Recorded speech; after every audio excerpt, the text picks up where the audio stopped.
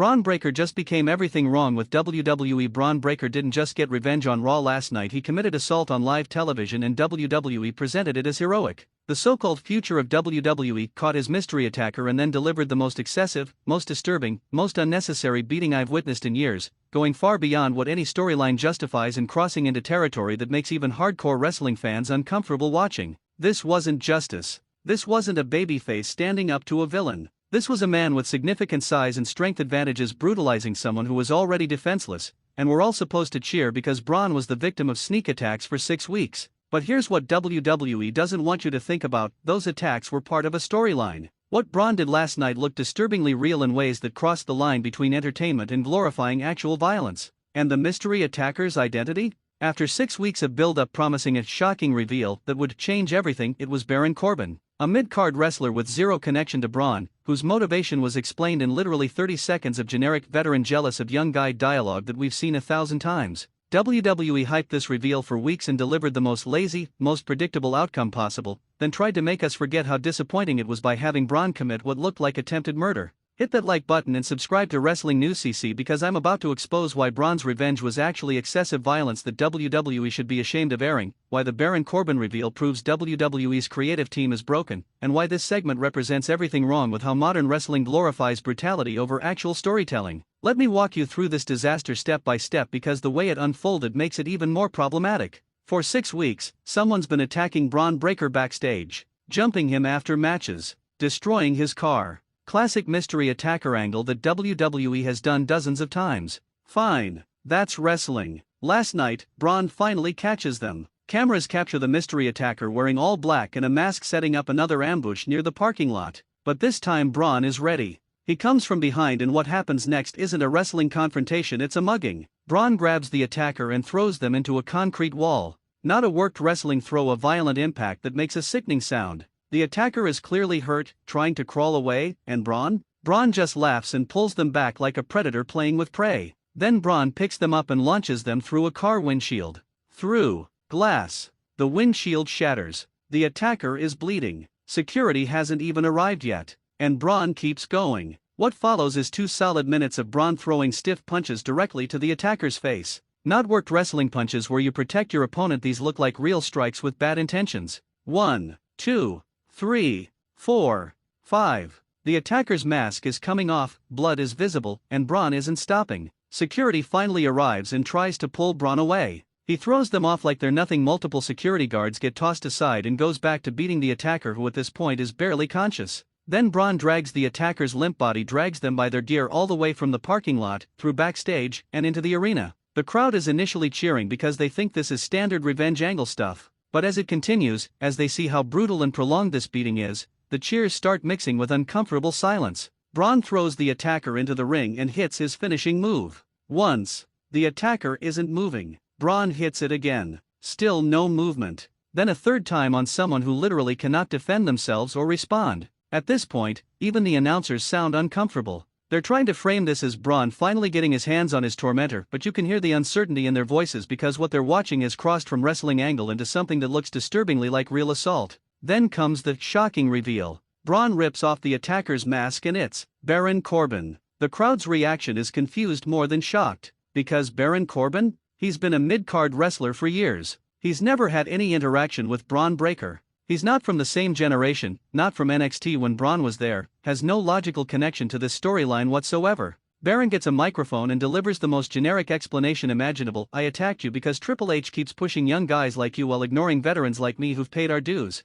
So I decided to take you out and prove that experience matters. That's it. That's the big mastermind motivation after 6 weeks of build-up veteran jealousy. Storyline number 473. No personal vendetta. No family connection. No deep character work. Just I'm older and feel disrespected, which is the default wrestling storyline when creative has nothing better. The crowd is deflated. This reveal that WWE hyped as shocking and game-changing is actually the most obvious and boring choice possible. But before fans can fully process their disappointment, WWE tries to distract them with more violence. Braun hits Baron with another finishing move, then grabs a chair and starts wailing on Baron's already injured body. 1 shot, 2, 3, 4, 5, 6 consecutive chair shots to a defenseless opponent who's already been beaten unconscious. Medical staff finally swarms the ring. Baron is legitimately hurt, not selling, actually injured from this segment. He's loaded onto a stretcher with a neck brace while Braun stands over him smiling like he just accomplished something to be proud of rather than ashamed of. Here's why this is so problematic on multiple levels. First, the excessive violence. Wrestling has always involved simulated combat, but there are lines between intense and disturbing. Watching someone get beaten while defenseless, hit with multiple finishing moves while unconscious, and assaulted with weapons after they've already lost that crosses from entertainment into glorifying actual brutality. Young fans watching this see their hero Bron Breakker commit extreme violence and receive praise for it. They learn that revenge justifies any level of brutality. That might makes right. That if someone wrongs you, destroying them completely is an acceptable, even admirable response. Those are dangerous messages. And WWE should know better than to present this as heroic babyface behavior. Second, the wasted build-up. 6 weeks of mystery attacker angles building to Baron Corbin with the most generic motivation imaginable. This isn't just disappointing, it's insulting to fans who invested time theorizing about who it could be and why. Multiple sources confirm this wasn't the original plan. WWE had a different attacker lined up who would have made actual sense and created compelling storytelling. But that person got injured or had contract issues, so Triple H's creative team panicked and threw Baron into the role with almost zero proper setup. That's not storytelling. That's emergency booking that treats fans like we won't notice when storylines make no logical sense. Third, what this does to Bron Breakker as a character. He's supposed to be the future of WWE, the next big babyface star who audiences rally behind. But this segment didn't make him look heroic. It made him look like a violent psychopath who doesn't know when to stop. And WWE is rewarding this behavior. Braun won't face consequences for this assault. He won't be suspended or fined. He'll be celebrated as someone who'd stood up for himself when what he actually did was go far beyond reasonable retaliation into excessive violence territory. That's not building a babyface, that's building someone whose behavior should concern audiences rather than inspire them. The backstage reaction is reportedly mixed. Baron Corbin is legitimately injured from the segment. WWE claims minor injuries, but sources say he's dealing with actual damage from being thrown through the windshield and taking multiple unprotected finishing moves. Some wrestlers think the segment was intense and memorable. Others are uncomfortable with how far it went and worry this sets a precedent for future revenge angles becoming increasingly violent. Here's what should have happened. Braun catches Baron. They have a fight, competitive and back and forth. Braun eventually wins decisively but not excessively. Baron's identity is revealed along with a compelling motivation that actually makes sense. We move forward with an actual feud built on that conflict instead of just watching one person get destroyed with no follow-up possible. That's storytelling. That builds toward future matches and character development. What WWE did instead was give us a one-sided assault with a disappointing reveal, then act like the shock value of extreme violence makes up for the lazy creative work. Let's also address how this segment affects Baron Corbin specifically. Love him or hate him as a performer, Baron has been a loyal WWE employee for years. He's done every job asked of him, worked every style, reinvented his character multiple times, and WWE rewards him by making him the disappointing answer to a mystery angle, then having him get legitimately hurt in a segment designed to make Braun look strong at Baron's expense. That's how you tell mid-card wrestlers that their loyalty means nothing, that they're expendable bodies to be fed to whoever management has decided is the future. Baron Corbin deserved better than being the throwaway answer to a mystery that WWE clearly didn't plan properly. The worst part? This segment will probably be celebrated in WWE highlight packages. They'll show Braun's intense revenge as evidence of his star power and intensity. They'll ignore how excessive and uncomfortable it was. They'll pretend the Baron reveal wasn't disappointing. And they'll use this as justification for more segments like this in the future, more glorified violence, more shock value over substance, more lazy reveals after weeks of build-up. My prediction? Baron Corbin disappears from TV for weeks while recovering. The Braun/Baron feud gets exactly one follow-up match that nobody cares about because the revenge was so complete there's nowhere to go with the story. Braun moves on to his next feud with this segment already forgotten. And WWE learns nothing about the problems with excessive violence or disappointing mystery reveals. Here's my challenge to everyone defending this segment: explain to me how Braun's actions were justified rather than excessive. Explain how throwing someone through a windshield, dragging their unconscious body through the arena,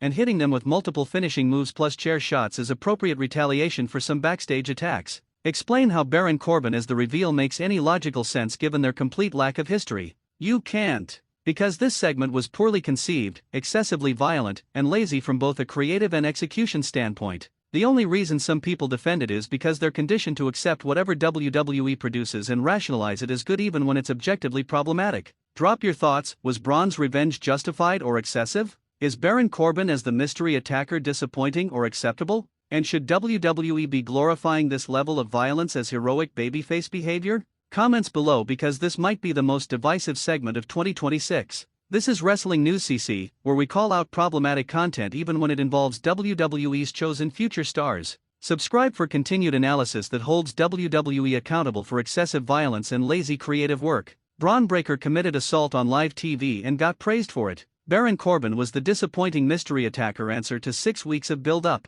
and WWE thinks shock value violence makes up for terrible storytelling. This isn't the wrestling I want to support. This isn't the future I want to see. And I hope it's not what you want either, because if we keep accepting this garbage, WWE will keep delivering it. The line between intense wrestling and glorified brutality exists for a reason. And last night, Bron Breakker and WWE Creative crossed it in ways that should concern everyone who actually cares about wrestling being entertainment rather than a showcase for excessive violence with no narrative purpose.